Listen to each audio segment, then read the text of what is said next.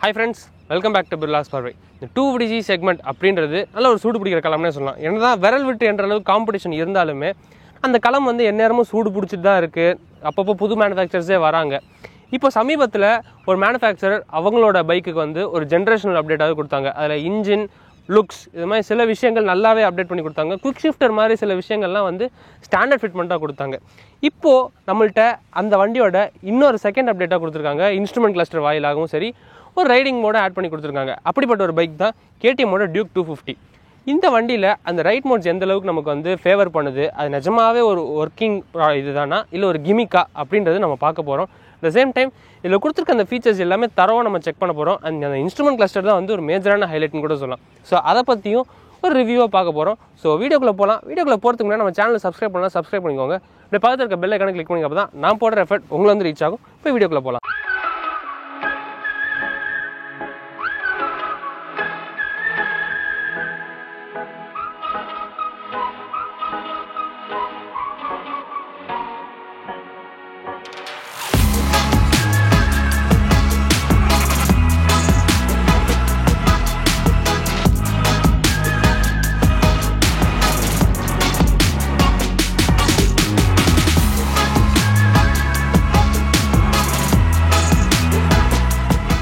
KTM Duke 250 இந்த வண்டி 2017 launch பண்ணப்போ கேடிஎம்மோட டியூக் 200க்கும் டியூக் 390க்கும் நடுவில் லான்ச் பண்ணாங்க. இந்த வண்டி வந்து 390யோட அந்த டாப் எண்ட் இல்லைனாலும் 200ஓட அந்த ஒரு பெப்பினஸ் இல்லைனாலுமே ரெண்டுத்துக்கும் மத்தியில் பெஸ்ட் ஆஃப் போத் வேர்ல்ட்ஸாக இருக்குன்னு கூட சொல்லலாம். ஃபார் எக்ஸாம்பிள் இந்த வண்டியில் மிட் ரேஞ்ச் தான் வந்து ரொம்ப அட்டகாசமான ஒரு விஷயம்னு கூட சொல்லலாம். அண்ட் இந்த டாப் எண்ட் கூட ஒரு டீசெண்டான டாப் எண்டாக இருக்குது அப்படின்னு கூட சொல்லலாம். ஸ்பீடை பொறுத்த வரைக்கும் சரி, டைனாமிக்ஸை பொறுத்த வரைக்குமே நல்லா இருக்குன்னு சொல்லலாம். இப்போ அந்த வண்டியோட எக்ஸ்ஷோரூம் காஸ்ட் அப்படின்னு பார்க்க போனால் 2,41,000 அண்ட் இதோட ஆன் ரோட் காஸ்ட் பொறுத்தவரை நமக்கு 2,83,000 ருபீஸில் கொடுத்துருக்காங்க. புதுசாக வந்து எபோனி பிளாக்னு சொல்லிட்டு ஒரு கலர் ரிலீஸ் பண்ணியிருக்காங்க. நம்மள்ட்ட இருக்கிறது அந்த எபோனி பிளாக் கலர் தான். கொஞ்சம் சீக்கிரமாகவே அழுக்கு பிடிக்கிற கலராக தான் இருக்குது. ஏன்னா வந்து டக்குன்னு சின்ன டஸ்ட் போட்டாலும் பயங்கரமாக அது இழுத்துக்குதுன்னு கூட சொல்லலாம். அது இல்லாமல் 3 கலர் ஆப்ஷன்ஸ் கொடுத்துருக்காங்க. Gen 2 அப்டேட்டில் இருந்த அதே கலர்ஸ் ப்ளஸ் இந்த ஒரு கலர் கொடுத்துருக்காங்க. இந்த கலர் ஆப்ஷன்ஸ், இந்த ப்ரைஸிங் பற்றி நீங்கள் என்ன நினைக்கிறீங்க கமெண்ட்டில் சொல்லுங்கள். இப்போ இன்ஜின் ஸ்பெக் பார்க்கலாம். இன்ஜின் ஸ்பெக் பொறுத்தவரை நமக்கு இங்கே ஒரு புது இன்ஜின் கொடுத்துருக்காங்க. அக்டோபர் 2024 ஜென்ரேஷன் அப்டேட் வந்துச்சு. ஸோ அதுக்கேற்ற மாதிரி LC4C இன்ஜின் தான் கொடுத்துருக்காங்க. இது வந்து 249.07 cc liquid cooled single cylinder 4-valve engine. இதோட பவர் ஃபிகர்ஸ் பொறுத்தவரை நமக்கு 31 PS at 9,250 RPM அண்ட் டார்க்கை பொறுத்தவரை நமக்கு 27 Nm of peak torque at 7,250 RPM கொடுத்துருக்காங்க. கம்ப்ரஷன் ரேஷியோ அப்படின்னு பார்த்தா 12.4:1 அப்படின்ற அந்த ஒரு கம்ப்ரஷன் ரேஷியோவில் கொடுத்துருக்காங்க. அண்ட் 72 mm போர் 61.1 mm ஸ்ட்ரோக்கில் கொடுத்துருக்காங்க. 6-speed gear box with assistant slipper clutch. அது இல்லாமல் பை டைரக்ஷனல் குவிக் ஷிஃப்டர் வந்து ஒரு ஸ்டாண்டர்ட் ஃபிட்மெண்ட்டாக வந்திருக்கு. ஸோ டவுன் ஷிஃப்ட்டும் பண்ணிக்கலாம், அப் ஷிஃப்ட்டும் பண்ணிக்கலாம். அந்த வண்டியை இந்த ஆங்கிள்லேருந்து ஒரு ரைட் சைட்லேருந்து பார்க்குறப்போ இந்த சஸ்பென்ஷன் மட்டும் நம்ம கண்ணை உறுத்துற மாதிரியே ஒரு அட்ராக்டிவான லுக்காக தான் தருதுன்னு சொல்லலாம். இதில் கொடுத்துருக்க அந்த ரியர் சஸ்பென்ஷன் வந்து WP Apexோட ஒரு மோனோஷாக் சஸ்பென்ஷன் கொடுத்துருக்காங்க. 10 ஸ்டெப் ப்ரீலோட் அட்ஜஸ்டபிள் கொடுத்துருக்காங்க. நல்லா அட்ஜஸ்ட் பண்ணி ஒரு ரைடர் வந்து கம்ஃபர்டபுளாக போனாலும் நல்லா கம்ஃபர்டபுளாக போகலாம். இல்லை எனக்கு ஸ்டெபிலிட்டி வேணும்னா நல்லா ஸ்டிஃப் பண்ணி கூட ஓட்டலாம். அந்தளவுக்கு 10 ஸ்டெப் ப்ரீலோட் கொடுத்துருக்காங்க. ஸோ ஒரு சூப்பரான சஸ்பென்ஷனே கொடுத்துருக்காங்க. இது பார்க்கறதுக்கு செம்ம அட்ராக்டிவாக இருக்குன்னு சொல்லலாம். இந்த வண்டியோட எக்ஸாஸ்டோட நோட் நீங்கள் கண்டிப்பாக கேட்டாகணும். இது அண்டர்பில் எக்ஸாஸ்ட் கொடுத்துருக்காங்க. சவுண்ட் டிஃப்ரென்ஸ் இருக்கா அப்படின்றத நீங்கள் செக் பண்ணி பாருங்கள்.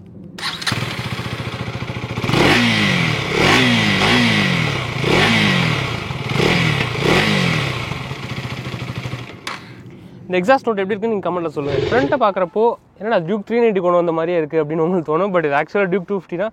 டியூக் 390யோட அந்த ஹெட்லைட்ஸ் கொடுத்த மாதிரி தான் இது பார்க்குறதுக்கு அந்த மாதிரி தான் ஒரு லுக் தருதுன்னு சொல்லலாம். இங்கே சைடில் வந்து இந்த ஜென்ரேஷன் அப்டேட் ஃபர்ஸ்ட் வந்தப்போ வந்து ஒரு பிளாஸ்டிக் லைட்டிங் மாதிரி கொடுத்துருக்காங்க.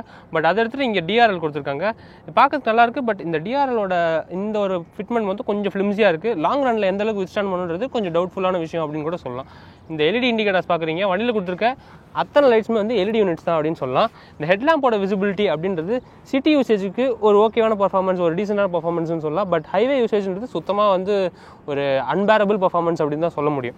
நெக்ஸ்ட் இந்த சஸ்பென்ஷன் பார்க்குறீங்க. சஸ்பென்ஷன் பொறுத்தவரை நமக்கு 43 mm டயாமீட்டரில் கொடுத்துருக்க WP Apexோட USD ஃபோக்ஸ் கொடுத்துருக்காங்க.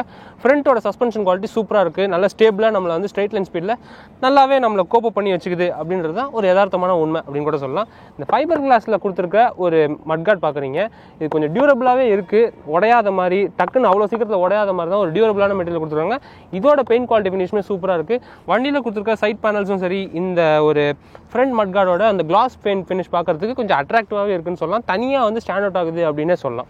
நெக்ஸ்ட் இந்த வண்டியோட டயர்ஸ் பார்க்கலாம். டயர்ஸை பொறுத்தவரை நமக்கு 110/70 R17 கொடுத்துருக்காங்க. MRFோட ஸ்டீல் பிரேஸ் டயர்ஸ் அப்படின்னு சொல்லிட்டு ஒரு டயர்ஸ் கொடுத்துருக்காங்க. இதோட ஆஃப் ரோட் பிஹேவியர் வந்து கொஞ்சம் ஓகேவான பிஹேவியராக இருந்தாலும் ஆன் ரோட் பிஹேவியர் பொறுத்தவரைக்கும் சரி, ஒரு கார்னரிங் ஸ்டெபிலிட்டியாக இருந்தாலுமே வண்டியெல்லாம் டீசெண்டாகவே சப்போர்ட் பண்ணுது. ஸோ அந்த வகையில் டயர்ஸில் வந்து பெருசாக குறை வச்ச மாதிரி இல்லை. என்னடா MRF டயர் கொடுத்தாங்களே நீங்கள் யோசிக்கலாம். பட் டயர்ஸ் வந்து நல்லா சூப்பராகவே இருக்குது அப்படின்னு சொல்லலாம். நெக்ஸ்ட் வந்து பிரேக்கிங் பார்க்குறீங்க. பிரேக்கிங் பொறுத்தவரை நமக்கு 320mm ஃப்ளோட்டிங் டிஸ்க் கொடுத்துருக்காங்க. டுவல் பிஸ்டன் கேலிபர்ஸோட பிரேக்ஸ் நல்லா சூப்பராக இருக்குது. வண்டியில் கொடுத்துருக்க 2 பிரேக்ஸுமே வந்து போஷ்னால கேலிபிரேட் பண்ணியிருக்க ஒரு நல்ல பிரேக்கிங் சிஸ்டம் அப்படின்னு சொல்லலாம். போஷ் இருக்காங்களா, அவங்களோட பிரேக்கிங் சிஸ்டம் மாதிரி நல்லா கேலிபிரேட் பண்ணி வச்சிருக்காங்க. ஸோ பிரேக்ஸ்மே வந்து நல்ல ஒரு பைட் கொடுக்குதுன்னு கூட சொல்லலாம். அண்ட் இந்த ஃப்ளோட்டிங் டிஸ்க்கும் இந்த கேலிபர்னு பார்க்கறதுக்கு ஒரு மாதிரி அட்ராக்டிவாக இருக்குது. டிஸ்க் வந்து எங்கடா மிதந்துருக்கு அந்த மாதிரி தான் ஒரு லுக் கொடுத்துருக்கு.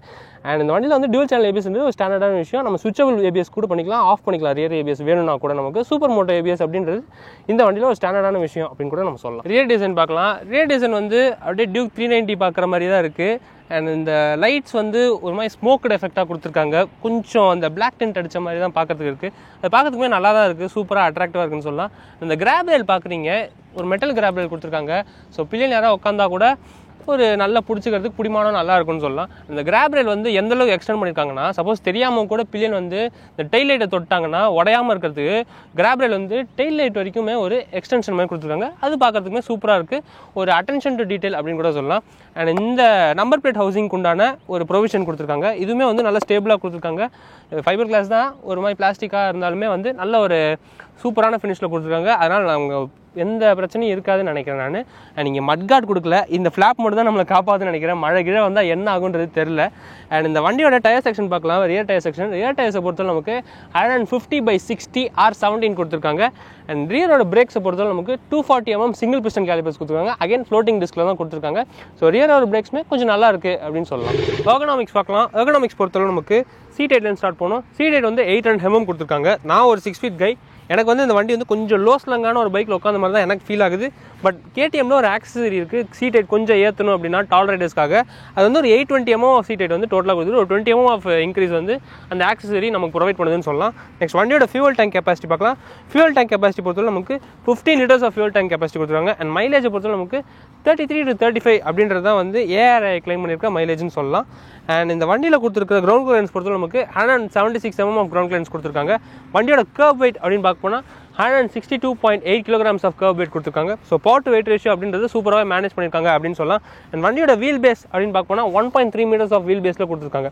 நாங்கள் டைமென்ஷன்ஸ் இங்கே ஓவராலாக மென்ஷன் பண்ணியிருக்கோம்.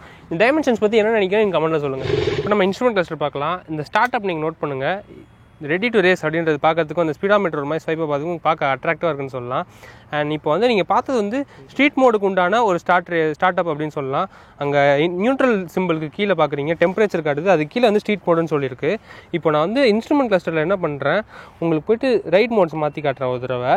அதில் வந்து ஒரு டிஃப்ரெண்ட்டான ஸ்டார்ட் அப்பாக இருக்குன்னு சொல்லலாம். இப்போ ட்ராக் மோடில் மாற்றுறேன், அதில் ஸ்டார்ட் அப் எப்படி இருக்குன்னு நீங்கள் பாருங்கள். இப்போ நான் வண்டி வந்து ஒரு தடவை ஆஃப் பண்ணிட்டு திரும்ப ஆன் பண்ணுறேன் பாருங்கள். ரெடி டு ரேஸ்ன்றது ஆரஞ்சு ஃபாண்ட்டில் ஒரு மாதிரி பார்க்க அட்ராக்டிவாக இருக்குது. அண்ட் இன்ஸ்ட்ருமெண்ட் கிளஸ்டரோட தீமுமே மாதிரி இருக்குது. இந்த இன்ஸ்ட்ருமெண்ட் கிளஸ்டர் வந்து எல்லாமே வந்து என்ன காட்டணும்னா, நமக்கு தேவையான அத்தனை இன்ஃபர்மேஷனும் காட்டும். டெம்பரேச்சராக இருந்தாலும் சரி, லோ ஆயிலாக இருந்தாலும் சரி, engine check light, ABS off பண்ணியிருக்கோம், அந்த மாதிரி சில நிறைய விஷயங்கள் காட்டுது. அண்ட் வந்து இந்த ட்ராக் மோட் ஆட் பண்ணதில் நமக்கு என்ன அட்வான்டேஜ் அப்படின்னா லேப் டைமர் கொடுத்துருக்காங்க. ஸோ இது ட்ராக்கில் யூஸ் பண்ணுறவங்களுக்கு ஒரு நல்ல யூஸ்ஃபுல்லான ஃபீச்சர் ஆகுன்னு சொல்லலாம். நம்ம ட்ராக்கில் நம்ம டைமிங் ரெக்கார்ட் செக் பண்ணோம் அப்படின்னா கூட நம்ம இந்த ட்ராக் லேப் டைமரை பார்த்துக்கலாம். அண்ட் இப்போ இந்த மோட்ஸில் வந்து இந்த இன்ஸ்ட்ருமெண்ட் கிளஸ்டரில் நம்ம மாற்றி பார்க்கலாம். இப்போ lap timer, delete all maps இந்த மாதிரி நிறைய கொடுத்துருக்காங்க. டெலிட் ஆல் லேப்ஸ் இந்த மாதிரி சில விஷயங்கள் கொடுத்துருக்காங்க. இப்போ ரிட்டர்ன் வந்துட்டு நீங்கள் பார்க்குறீங்க மோட்டர் சைக்கிள் அப்படின்னு போனோம்னா ரைட் மோட் இருக்குது. 2 ரைட் மோட் கொடுத்துருக்காங்க, ட்ராக் 1, ஸ்ட்ரீட் 1 அப்படின்ற மாதிரி கொடுத்துருக்காங்க. நமக்கு எந்த மாதிரி ரைட் மோட் வேணும் அப்படின்றது நம்ம செட் பண்ணிக்கலாம். அண்ட் ஏபிஎஸ்ல 2 ஏபிஎஸ் மோட் கொடுத்துருக்காங்க. ரோட், அதாவது நார்மலாக 2 dual channel ஏபிஎஸ் ஆனில் இருக்கிற மாதிரி. அண்ட் அது இல்லாமல் சூப்பர் மோட்டோ அப்படின்னு சொல்லிட்டு ஒன்று இருக்குது. அது வந்து ரியர் ஏபிஎஸ் ஆஃப் பண்ணி நம்ம கொஞ்சம் ஸ்லைட் பண்ணி ஃபன் பண்ணணும் அப்படின்ற மாதிரி விஷயங்களுக்கு அது சூப்பராக உதவும் அப்படின்னு கூட சொல்லலாம். நெக்ஸ்ட் வந்து இன்ஃபர்மேஷன் பைக் இன்ஃபோன்னு சொல்லிட்டு ஒன்று தனியாக இங்கே ஒரு செக்ஷனே இருக்குது. இதில் வந்து கூலண்டோட டெம்பரேச்சர் அது வந்து அந்த ரேடியேட்டர் ஹைலைட் பண்ணி காட்டுது. அண்ட் ஃபியூவல் ரேஞ்சுன்றதில் பெட்ரோல் டேங்க் ஹைலைட் பண்ணி தனியாக காட்டுது. அண்ட் பேட்டரியும் தனியாக ஹைலைட் பண்ணி காட்டுது. ஓடோ அப்படின்னு பார்த்தா ஒரு மாதிரி ஃபேடடாக காட்டுது. அண்ட் சர்வீஸை பொறுத்தளவுக்கு இன்னும் எத்தனை ஆயிரம் கிலோமீட்டர் இல்லை எத்தனை மந்த்ஸில் நம்ம கொடுக்கணும் சர்வீஸ் அப்படின்றதையும் இங்கே நோட்டிஃபை பண்ணுறது. இதெல்லாம் வந்து அட்டென்ஷன் அட்டென்ஷன் டு டீட்டெயில் அப்படின்றதுல பார்த்து செஞ்சுருக்காங்க. நெக்ஸ்ட் அப்படியே இந்த ட்ரிப் மீட்டர்ஸில் பார்த்தோம்னா நமக்கு ட்ரிப் ஒன்னோட டிஸ்டன்ஸ் எவ்வளோ நேரம் நம்ம இந்த ட்ரிப்பில் ஓட்டியிருக்கோம், கான்ஸ்டன்ட்டான எக்கானமி எவ்வளோ அப்படின்ற மாதிரி இந்த 4 இன்ஃபர்மேஷன் கொடுத்துருக்காங்க. அண்ட் ஆவரேஜ் ஸ்பீட் எவ்வளோ அப்படின்றதையும் இதில் காமிச்சிருக்காங்க. இதுவுமே சூப்பரான விஷயம். அண்ட் இங்கே வந்து GPS simple and music simple லெஃப்ட்டில் பார்க்குறீங்க. நம்ம கனெக்டிவிட்டி ஃபீச்சர்ஸும் இருக்குது. இந்த செட்டிங்ஸில் போய் நம்ம ஃபேவரட் செட் பண்ணுறதுலேயும் ஃபேவரட் 1 ஓடோமீட்டர், ஃபேவரட் 2ல் வந்து கனெக்டிவிட்டி இருக்கணும். இந்த மாதிரி சில கீழே இருக்கிற 4 ஃபீச்சர்ஸில் என்னென்ன நம்ம வந்து காட்டணும், என்ன நமக்கு தெரிஞ்சால் போதும் அப்படின்றது மாதிரி வச்சுக்கலாம். அண்ட் குவிக் செலக்டரில் வந்து நம்ம டக்குன்னு வந்து அப் ஆரோ டவுன் ஆரோ பட்டன்ஸை யூஸ் பண்ணி நம்ம வந்து மோட் மாற்றணுமா, இல்லை வந்து குவிக் ஷிஃப்டர் வந்து ஆஃப் பண்ணுறதுக்கு ஆன் பண்ணணுமா, அந்த மாதிரி சில விஷயங்கள் கூட நம்ம இதில் கான்ஃபிகர் பண்ணிக்கலாம். கனெக்டிவிட்டியில் கேடிஎம்மோட மொபைல் ஆப் வச்சு நம்ம கனெக்ட் பண்ணிக்கலாம். அண்ட் குவிக் ஷிஃப்டர் ப்ளஸ் அப்படின்னு சொல்லியிருக்காங்க. நம்ம குவிக் ஷிஃப்டர் வேணும்னா ஆஃப் பண்ணிக்கலாம் அண்ட் ஆனும் பண்ணிக்கலாம். ஸோ அதுக்கேற்ற மாதிரி இதில் கொடுத்துருக்காங்க. அதுவுமே வந்து ஒரு இம்ப்ரெசிவான அட்டென்ஷன் டு டீட்டெயில் அப்படின்னு கூட சொல்லலாம். நெக்ஸ்ட் ஷிஃப்ட் லைட் ஒன்று கொடுத்துருக்காங்க. எத்தனாயிரம் ஆர்பிஎம்மில் வந்து நம்ம ஷிஃப்ட் லைட் மாற்றணும். இப்போ வந்து 8500 ஸ்டாண்டர்டாக இங்கே வச்சிருக்காங்க. அண்ட் நம்ம அடிச்சு ஓட்டுறோம் அப்படின்னா ஆர்பிஎம் 2ல் வந்து 10,000 ஆர்பிஎம்மில் வந்து நமக்கு வந்து மொத்த இன்ஸ்ட்ருமெண்ட் கிளஸ்டருமே வந்து ஆரஞ்சு கலரில் வந்து ஷிஃப்ட் லைட் காட்டும். ஸோ அதுவுமே வந்து ஒரு சூப்பரான டீட்டெயில்ஸ் சொல்லலாம். கிளாக் அண்ட் டேட் அப்படின்ற செட்டிங்ஸில் போனால் நம்ம கிளாக்கு, டேட்டு, கிளாக் ஃபார்மேட் 12 ஹவர்ஸில் வேணுமா, 24 ஹவர்ஸில் வேணுமா, டேட் ஃபார்மேட் இதெல்லாம் கூட மாற்றிக்கலாம். இதுவுமே சூப்பரான விஷயங்கள் அப்படின்னு சொல்லலாம். யூனிட்ஸை பொறுத்தளவுக்கு இன்டர்நேஷனல் யூனிட்ஸ் மாதிரி இருக்கிற இந்த கிலோமீட்டர்ஸ், மைல்ஸ் பெர் ஹவர் இது கூட நம்ம மாற்றிக்கலாம். டெம்பரேச்சர் செல்சியஸ்லையோ டிகிரிஸ்லையோ வச்சுக்கலாம். கன்சம்ஷன் பொறுத்தளவுக்கு கிலோமீட்டர்ஸ் பர் லிட்டர் இல்லை மைல்ஸ் பர் லிட்டர் அப்படின்ற மாதிரி கூட நம்ம மாற்றிக்கலாம். ஸோ நெக்ஸ்ட் வந்து லாங்குவேஜில் வந்து இங்கிலீஷ், அப்புறம் யூகேவோட English, German language, Italian language, இந்த மாதிரி ஃப்ரான்ஸ் லாங்குவேஜ், அப்புறம் வந்துட்டு ஸ்பானிஷ், இந்த மாதிரி சொல்லிட்டு இங்கிலீஷில் யூஎஸ் வேரியன்ட் வேறு இருக்குது. ஸோ அது மாதிரி லாங்குவேஜஸும் கொடுத்துருக்காங்க. இன்ஸ்ட்ருமெண்ட் கிளஸ்டர் செம்ம லோடடாகவே கொடுத்துருக்காங்கன்றது தான் ஒரு யதார்த்தமான உண்மைனே சொல்லலாம். And call, audio, navigation, quick shifter plus இந்த மாதிரி சில செட்டிங்ஸ்லாம் கொடுத்துருக்காங்க. அதுவுமே வந்து சூப்பராக இருக்குன்றத சொல்லலாம். ஸோ இந்த இன்ஸ்ட்ருமெண்ட் கிளஸ்டர் பற்றி என்ன நினைக்கிறீங்க நீங்கள் கமெண்ட்டில் சொல்லுங்கள். ஸ்விட்ச் கேஸ் பார்க்கலாம். ஸ்விட்ச் கேஸ் பொறுத்தவரை நமக்கு இங்கே ஹாரன் ஸ்விட்ச் கொடுத்துருக்காங்க. அப்புறம் இங்கே இண்டிகேட்டர்ஸ்க்கு உண்டான ஸ்விட்ச் கொடுத்துருக்காங்க. இது வந்து நம்ம இன்ஸ்ட்ருமெண்ட் கன்சோலில் ஆக்சஸ் பண்ணுறதுக்காகவும் அது வந்து நம்ம நேவிகேட் பண்ணுறதுக்காக நேவிகேஷன் பட்டன்ஸ் கொடுத்துருக்காங்க. அதுவுமே பார்க்கறதுக்கு கொஞ்சம் சூப்பராக தான் இருக்குது. நல்ல டாக்டைலான ஃபினிஷில் கொடுத்துருக்காங்க. இங்கே மேலே நமக்கு ஹசார்ட் லேம்ப்ஸ்க்கு உண்டான ஒரு ஸ்விட்ச் கொடுத்துருக்காங்க. இந்த வண்டியில் ஹசார்ட் லேம்ப்ஸ் கொடுத்துருக்கிறது ஒரு நல்ல சேஃப்டி ஃபீச்சர்னு சொல்லலாம்.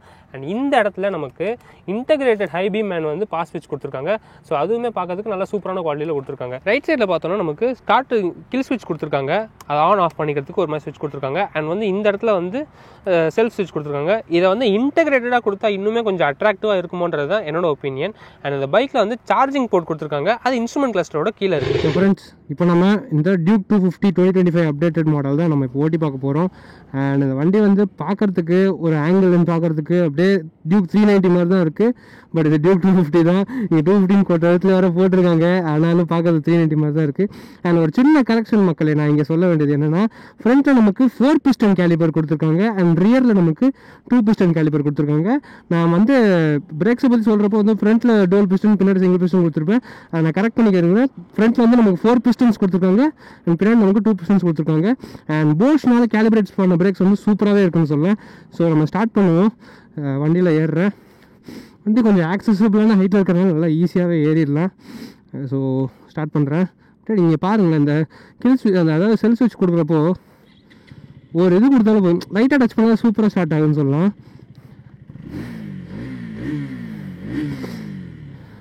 அந்த கேடிஎம்க்கு உண்டான அந்த த்ரஸ்டியான நோட் வந்து சூப்பராகவே இருக்குன்னு சொல்லலாம். ஸோ இப்போ ஸ்ட்ரீட் மோடில் தான் ஓட்டிகிட்ருக்கேன். இங்கே பார்க்குறீங்க ஓகேன்னெலாம் காட்டுது. ஸோ டெம்பரேச்சர் வந்து செம்ம லோவாக இருந்துச்சுன்னா இங்கே லோன்னு ப்ளூ கலரில் காட்டும். வண்டி நல்லா ரொம்ப கூலான டெம்பரேச்சர் இருக்குன்னு சொல்லிட்டு கரெக்டான ரைடிங் டெம்பரேச்சருக்குலாம் ஓகேன்னு காட்டும். ஹாட்னா ரெட்டில் இங்கே காமிச்சிடும். So attention to detail instrument லிஸ்ட்டில் பொறுத்த வரைக்கும் நல்லாவே கொடுத்துருக்காங்க அப்படின்றது தான் என்னோடய ஒப்பீனியன். ஸோ இங்கே ஒரு ஃப்ரண்ட்டில் ஒரு ஸ்பீட் பிரேக்கர் வருது. அதில் வந்து நம்ம சஸ்பென்ஷன் லைட்டாக செக் பண்ணி பார்க்கலாம். ஒரு பெரிய ஸ்பீட் பிரேக்கர் மாதிரி தான் தெரியுது. ஓகே, சூப்பராகவே இருக்குது. அண்ட் இந்த வண்டியில் வந்து ஹசார்ட்ஸும் கொடுத்துருக்காங்க. அதுவுமே வந்து ஒரு சேஃப்டியான ஃபீச்சர். வண்டியில் நல்லா தெரிச்சு வச்சுருக்காங்க அப்படின்னு சொல்லலாம். ஆனால் எல்லாத்தையும் கொடுக்கறதான் கொடுத்தாங்க. இந்த ட்ராக்ஷன் கண்ட்ரோல் அப்படின்ற அந்த விஷயத்த கோட்டை விட்டாங்க கேடிஎம். அது ஏன் கோட்டை விட்டாங்கன்றது அவங்கள தான் கேட்கணும். என்ன காரணத்துக்காக ட்ராக்ஷன் கண்ட்ரோல் கொடுக்காம விட்டது? ஏன்னா இப்போ MT-15 கூட ட்ராக்ஷன் கண்ட்ரோல் இருக்குது. இந்த வண்டியில் கொடுக்காம விட்டதுன்றது ஒரு பெரிய மிஸ் தான். ஏன்னா திடீர்னு ஒரு மண் இருக்குன்னு தெரியாமல் லான்ச் பண்ணிட்டோம் அப்படின்னா வண்டி ஸ்லைட் ஆகிட்டே போகுது, நல்லா வீல் ஸ்பின் ஆகுது. ஸோ அதுதான் இப்போ இந்த வண்டி யாருக்கு செட் ஆகும் யாருக்கு செட் ஆகாது அப்படின்ற பாயிண்ட் ஆஃப் வியூவில் பார்த்தா நான் வந்து ஒரு 150cc இல்லை 200cc ஓட்டிட்டு எனக்கு ஒரு பவர்ஃபுல்லான 250cc பைக் வேணும், நான் அதை வந்து அப்கிரேட் பண்ணணும்னு பார்க்குறேன், எனக்கு கொஞ்சம் எலக்ட்ரானிக் ரிச்சா அந்த குவிக் ஷிஃப்டர் மாதிரி சில விஷயங்கள் வேணும் அப்படின்னா நீங்கள் கண்டிப்பாக இந்த வண்டியை ஆஃப் பண்ணலாம். என்ன ஒன்று, ட்ராக்ஷன் கண்ட்ரோல் இல்லை. ஸோ நீங்கள் அதை மைண்டில் வச்சு தான் ரைட் பண்ணணும். ஸோ இப்போ நான் வண்டியை ஓரமாக எடுத்துகிட்டு ஒரு சின்ன பிக் ஒன்று கொடுத்து பார்க்குறேன். நான் கொஞ்சம் கிளியர் ஆகட்டும் மக்களே. இப்போ நான் ஓட்ட போகிறது வண்டியோட பொட்டன்ஷியல் டெஸ்ட் பண்ணுறதுக்காக. நான் யாரையும் சஜஸ்ட் பண்ண மாட்டேன் இந்த மாதிரி ஓட்டுங்கன்னு சொல்லிட்டு. ஸோ வண்டியை ட்ராக் மோடில் செக் பண்ணி பார்க்கலாமா, அது வந்து பெருசாக மோடு வந்து அதாவது அந்த பவர் ஃபிகர்ஸ் ஏதாவது மாறுதா இல்லையான்னு சொல்லிட்டு. இப்போது இன்ஸ்ட்ருமெண்ட் கிளஸ்டரே மாறி இருக்குது பாருங்கள். இதே ஒரு மாதிரி ரேஸ் பைக்குக்கும் அந்த ஃபார்முலா கார் மாதிரி அப்படி அந்த மாதிரி காட்டுது. ஸோ இப்போ ஒரு பிக் கொடுத்து பார்க்கலாம். 3, 2, 1.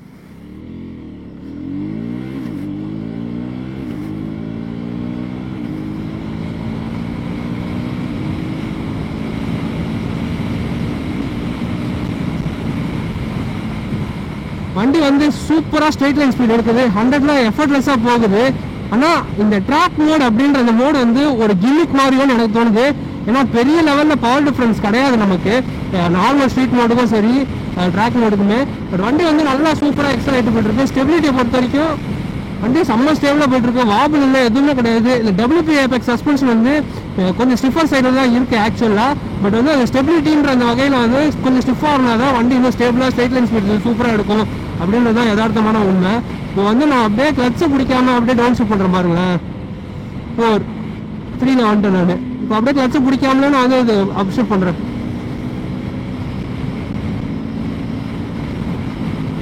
இந்த குவிக் ஷிஃப்டர் இருக்கு செம்மையாக வந்து ஃபங்க்ஷன் சொல்லலாம். ஸ்மூத்தாக இருக்குது. அட் டைம்ஸில் கொஞ்சம் கிளங்கி சவுண்டு கேட்குது, கொஞ்சம் கிளங்கியாகவும் ஆக்ட் ஆகுதுன்னு சொல்லலாம். பட் வந்து சூப்பராக ஃபங்க்ஷன் ஆகுது அப்படின்றத ஒரு யதார்த்தமான உண்மை. சூப்பராகவே கொடுத்துருக்காங்க.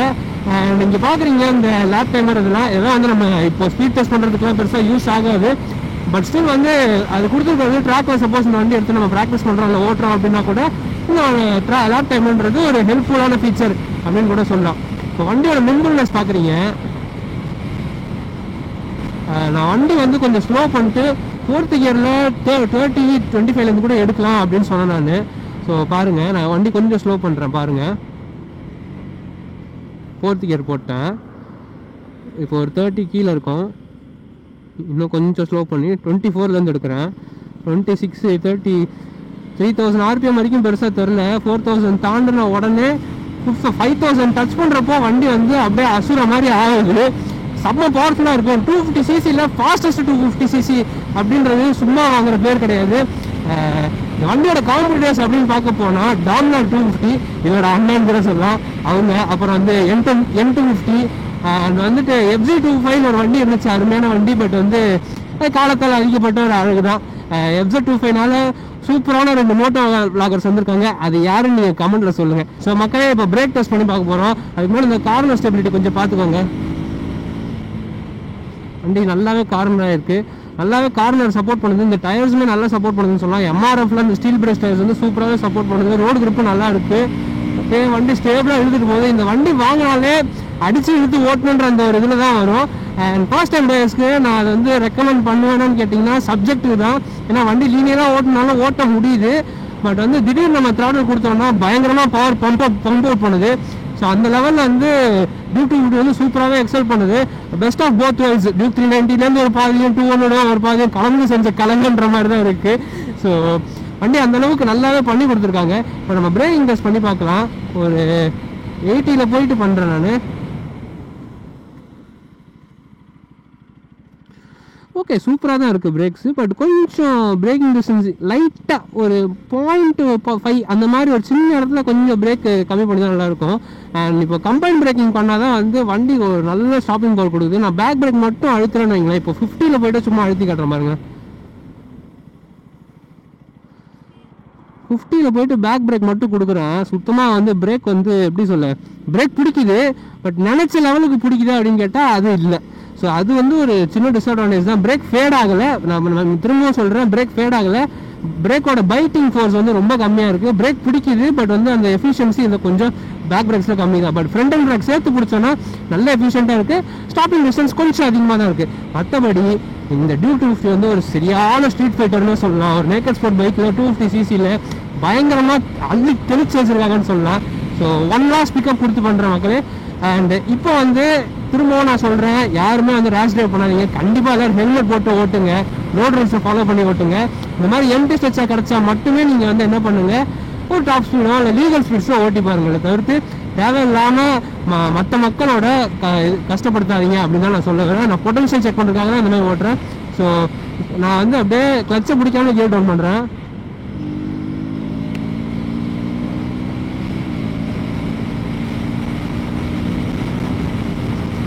கிளச்சை பிடிக்காமலே அப்செப்ட் பண்ணுறேன். ஸோ கிக் ஷிஃப்டர் சூப்பராக ஒர்க் ஆகுது. அண்ட் இந்த வண்டியில் ரைட் த்ராட்டில் கொடுத்துருக்கனால த்ராட்டில் ரெஸ்பான்ஸ் இன்னுமே கிறிஸ்பியாக இருக்குது. பட் சில சமயத்தில் வந்து கொஞ்சம் வந்து அந்த ஒரு லேக் இருக்குது.